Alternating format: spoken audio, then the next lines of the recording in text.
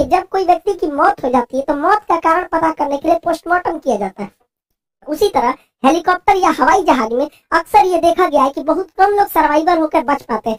तो एक ही रास्ता है उसको उसके अंदर बताने के लिए, क्योंकि कोई जिंदा ही नहीं बचा। तो उसमें एक मशीन लगी होती है जिसे ब्लैक बॉक्स कहते हैं। एक्चुअली ये ऑरेंज कलर का होता है, इसलिए ऑरेंज बनाया जाता है ताकि अगर ये विमान दुर्घटना के बाद इसे ढूंढना आसान हो जाए, ऑरेंज कलर के होने की वजह से। ब्लैक बॉक्स जो होता है उसमें दो चीज होते हैं।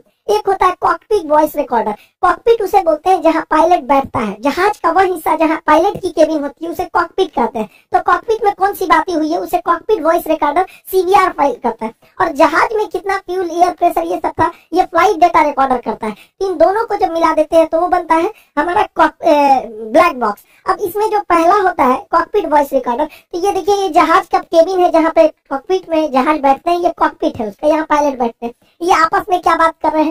कभी कभी इमरजेंसी होने पर ये पैसेंजर्स को भी बताते हैं कि ऐसी इमरजेंसी आ रही है। ये एटीसी से संपर्क करते हैं, एयर ट्रैफिक कंट्रोलर से, कि क्या प्रॉब्लम आ रहा है। तो अगर इससे भी पता चल जाता है कि लास्ट मोमेंट पर क्या बातें हुई थी, आपस में ये लोग क्या बात कर रहे थे, एटीसी को क्या बोले थे, पैसेंजर को कौन सा वार्निंग दिए थे, इससे बहुत सहूलियत हो जाती है। साथ में ये लोग डिस्ट्रेस सिग्नल भी देते हैं। देखिए, जहाज का जब एक इंजन फेल हो जाता है तो ये लोग वार्निंग के तौर पे पैन पैन पैन सिग्नल देते हैं। 3 बार बोलेंगे पैन पैन पैन, मतलब आधी इमरजेंसी है, एक इंजन पे भी जहाज आराम से लैंड कर सकता है।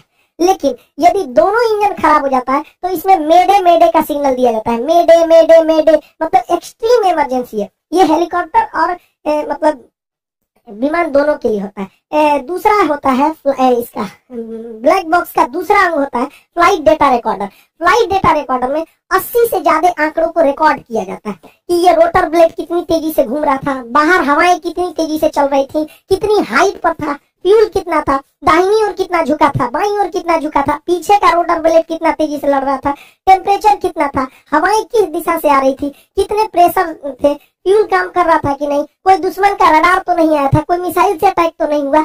जितनी चीजें होती हैं 80 से ज्यादा चीजों को यही बताता है कि ये पीछे से कितना डिग्री उठा हुआ था, आगे से कितना डिग्री था।